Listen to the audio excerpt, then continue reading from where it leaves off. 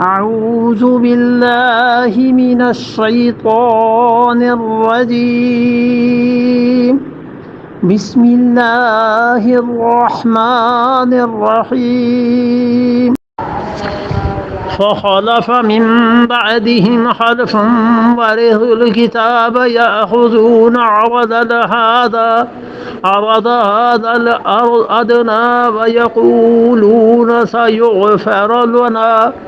سيغفر لنا من يأتيهم عرض مثله يأخذوا ألم يؤخذ عليهم ميثاق الكتاب ألا يقولوا على الله إلا الحق ودرسوا ما فيه والدار الآخرة خير للذين يتقون أفلا تعقلون فخلف من بعدهم خلف، اور ان کے بعد ان کے جانشین آئے نالائق.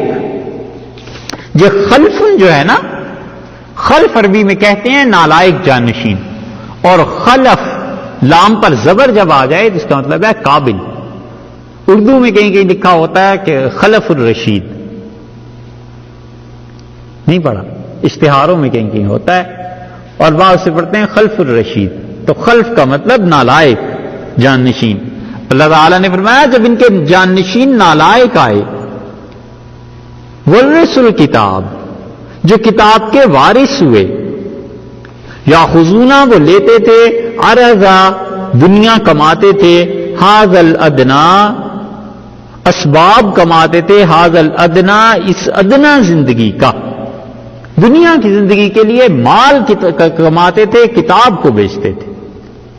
اور اگر آپ دیکھنا چاہیں تو اس زمانے میں سارے جو اللہ کے اچھے بندے کام کیا کرتے تھے، اکثر و بیشتر ان کے جو بعد آئے ہیں، اور جو مزارات ہیں اور جو سجادے ہیں، ان کی زندگیاں دیکھو اور ان کے بڑوں کی زندگیاں دیکھو. اللہ نے فرمایا ان میں اچھے لوگ گزرے، لیکن جو جانشین آئے وہ اتنے نالائق تھے جو اس کتاب کے وارث ہوئے تورات کے. یاخذون عرض ھذا الادنی، وہ اس دنیا کے اسباب اور زندگی کو لیتے تھے، اس دنیا کی زندگی کو. اللہ تعالیٰ نے مال کو یہاں عرض فرمایا ہے، اور عرض جو ہے وہ در حقیقت استعمال ہوتا ہے جوہر کے مقابلے میں. عرض وہ چیز جس کی اپنی کوئی حیثیت نہ ہو، اور عرض عربی میں کہتے ہیں بادل کو، کہ بادل جو ہے وہ آیا گیا. بادل کا کیا ہے؟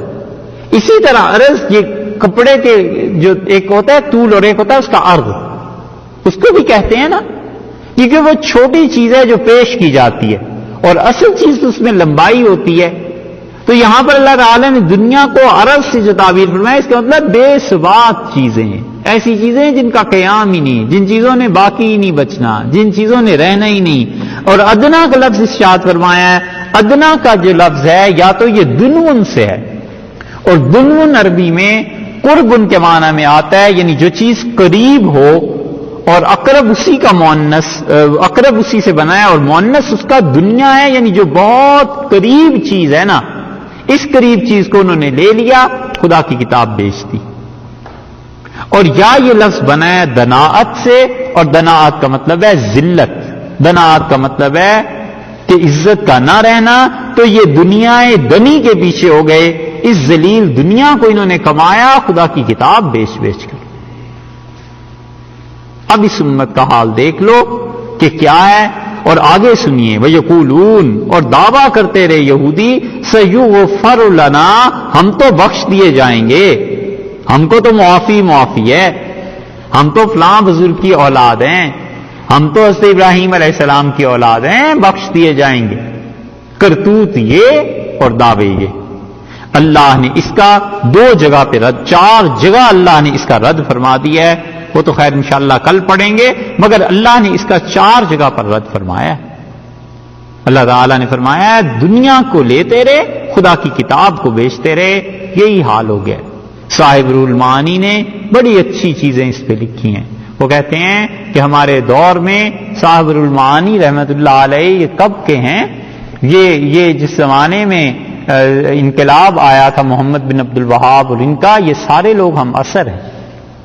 بڑی شاندار تفسیر انہوں نے لکھی ہے. سید شہاب آلوسی رحمۃ اللہ علیہ نے عراق کے بغداد کے مفتی تھے، ان کا ہمارے زمانے میں اس چیز کو دیکھنا ہو تو ان صوفیوں کو دیکھو، حرام کھاتے ہیں، خدا کی نافرمانی کرتے ہیں، اور کہتے ہیں کہ ذکر کا ایک طریقہ نفی اثبات ہے، بس وہ کر لیں گے تو نفی اثبات کے ذریعے یہ ساری حرام چیزوں کے اثرات زائل ہو جائیں گے، اللہ کا قرب نصیب ہو جائے گا۔ نفی اثبات یہ سلوک کے جو اذکار ہیں اس میں سے ایک ذکر۔ سیغفر لنا، کہتے ہیں ہم تو بخشے ہوئے ہیں، اور اس چیز کو عملاً اس امت میں دیکھنا ہو تو اگر اس امت کا حصہ شیعہ کو مانا جائے، یہ ان ظالموں کے ہاں بہت رہا ہے، کیا کیا کرتوت کرتے رہے ہیں، اور ہر ایک یہی کہتا تھا بس حضرت علی رضی اللہ عنہ وہ بخشے گئے، ہم حضرت علی رضی اللہ عنہ چھڑا لیں گے، اب بھی حضرت حسین رضی اللہ عنہ چھڑا لیں گے، جتنا مرضی ظلم کرتے جائیں۔ ان کے عقیدے کی کتابیں دیکھ لیجئے، ایک روایت بیان کرتے ہیں کہ جبریل امین رسول اللہ صلی اللہ علیہ وسلم کی خدمت میں حاضر ہوئے تو حضرت علی رضی اللہ عنہ آئے، تو جبریل امین اٹھ کے کھڑے ہو گئے اور کہنے لگے اللہ کے رسول، علی رضی اللہ عنہ کا اتنا بڑا مجھ پر احسان ہے کہ میں تو اس احسان کا بدلہ اتار ہی نہیں سکتا۔ تو حضرت صلی اللہ علیہ وسلم پوچھا کہ کیا احسان ہے؟ تو انہوں نے کہا اللہ تعالی نے جب مجھے اپنے دست قدرت سے پیدا فرمایا تو مجھ سے پوچھا کہ میں کون ہوں، دوسرا سوال مجھ سے پوچھا تم کون ہو، اور تیسرا پوچھا کہ تمہارا نام کیا ہے۔ تو جبریل امین کہنے لگے کہ اللہ کے رسول میں تو پریشان ہی ہو گیا، مجھے تو پتہ ہی نہیں تھا کہ اس کا جواب کیا دوں۔ تو رسول اللہ صلی اللہ علیہ وسلم سے عرض کیا کہ یہ علی رضی اللہ عنہ یہ جوان اس موقع پہ میرے پاس آ گئے اور انہوں نے کہا کہ ڈر مت، اور یہ ذاکر بیان ایسے ہی کرتے ہیں نا، اللہ معاف کرے، مجھے کہا کہ کہہ کہ تو رب جلیل اور میں عبد ذلیل اور میرا نام جبریل۔ یہ مجلسیں تو ایسے ہی پھر ہوتی ہیں کہ قافیے ردیف جوڑ جوڑ کے لوگوں کو، تو میں نے یہ جب کہا تو اللہ تعالی خوش ہو گئے، تو علی رضی اللہ عنہ کا یہ مجھ پہ احسان ہے۔ تو رسول اللہ صلی اللہ علیہ وسلم نے پوچھا کہ جبریل تمہاری عمر کیا ہے؟ تو انہوں نے عرض کیا اللہ کے رسول ایک ستارہ ہے جو 30,000 سال کے بعد دنیا میں ایک مرتبہ آتا ہے، اور میں اب تک اسے 30,000 بار دیکھ چکا ہوں۔ گڑے جاؤ جھوٹ جتنے مرضی، حضرت علی رضی اللہ عنہ وہاں بھی تھے، اللہ کے ہاں بھی، اور الیاذ باللہ یہ جو تفسیر اب کیا کیا آدمی یہ بھی تفسیر میں ایک کرنے والا کام ہے، کام تو بہت سے ہیں، یہ بھی کوئی کرے کہ یہ دیکھے قرآن کریم نے کن کن فرقوں کا رد کیا ہے اور قرآن نے کن باتوں پر ناراضگی کا اظہار اللہ نے فرمایا۔ یہ جہاں آیا نا کہ آدم علیہ الصلوۃ والسلام اور فرشتوں نے کہا ہم تسبیح کرتے ہیں اور تعمید، ان کے عقیدے کی کتابوں میں یہ باتیں مل جائیں گی کہ حضرت علی رضی اللہ عنہ نے جبریل امین اور سب کو سکھایا کہ کیسے خدا کی تسبیح کرنی ہے، کیسے حمد و ثنا کرنی۔ اور یہاں تک کہ ابن بابوی نے ایک مرفوع حدیث نقل کی، ان کے نزدیک مرفوع ہے، ہم کہتے ہیں بالکل ہی جھوٹ ہے، کہ اللہ تعالیٰ نے فرمایا لولا علی، اگر علی نہ ہوتے لما خلق اللہ النبیین والملائکہ، تو اللہ نہ فرشتے پیدا کرتا نہ نبیوں کو نبوت ملتی۔ الیاذ باللہ یہی جھوٹ ہمارے ہاں آیا کہ لولا کا لما خلقت الافلاک، کہ اگر رسول اللہ صلی اللہ علیہ وسلم نہ ہوتے اللہ ان جہانوں کو ہی پیدا نہ کرتا۔ یہ جھوٹ جو ادھر بولتے ہیں، آپ کبھی ان چیزوں کو پڑھیں گے تو آپ کو اندازہ ہوگا، آپ ہمیں الزام نہ دیں، نہ ہم سے ناراض ہوں، جب آپ پڑھیں گے تو آپ کو پتا چلے گا جتنے جھوٹ اوپر تھے نا شیعت میں، وہ جھوٹ وہی ان جاہل صوفیوں نے اپنے یہاں لے لیے، وہاں سے حضرت علی رضی اللہ عنہ کا نام نکال دیا، کسی اور کا نام ڈال دیا۔ 20 جھوٹ ایسے ہی، یہ بھی ایک جھوٹ ہے کہ نبی کریم صلی اللہ علیہ وسلم کو اللہ تعالیٰ نے کہا کہ اگر آپ نہ ہوتے تو دنیا ہی پیدا نہیں کی جاتی۔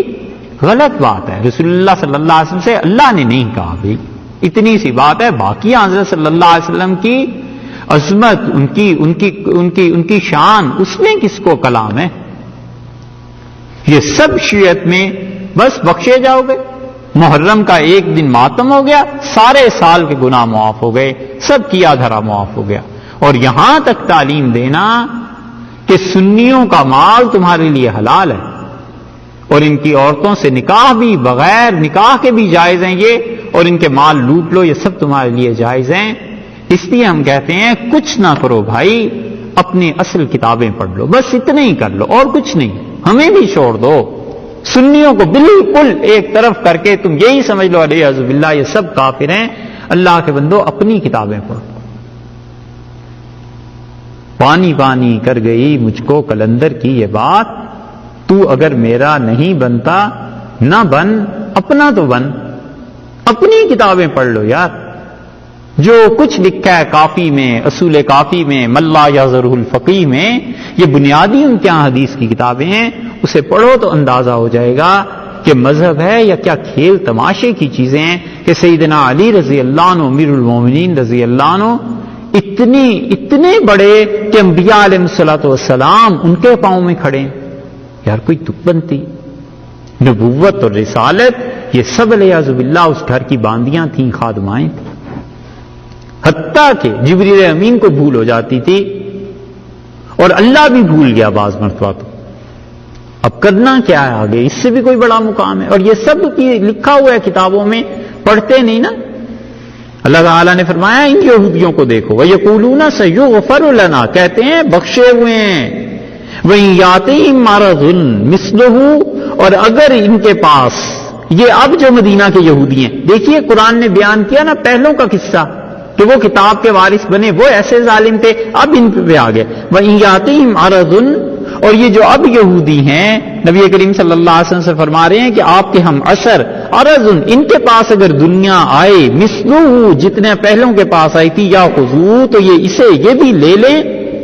اور یہ لوگ آپ کا انکار جو کر رہے ہیں یہ سب کرتوت کریں اور کتاب کو بیچیں تورات کو، آج بھی انہیں اگر ملے. یہ جملہ اللہ کو اتنا گراں گزرا ہے کہ ہم بخشے جائیں گے، ہم بخشے ہوئے ہیں. کون کہہ سکتا ہے؟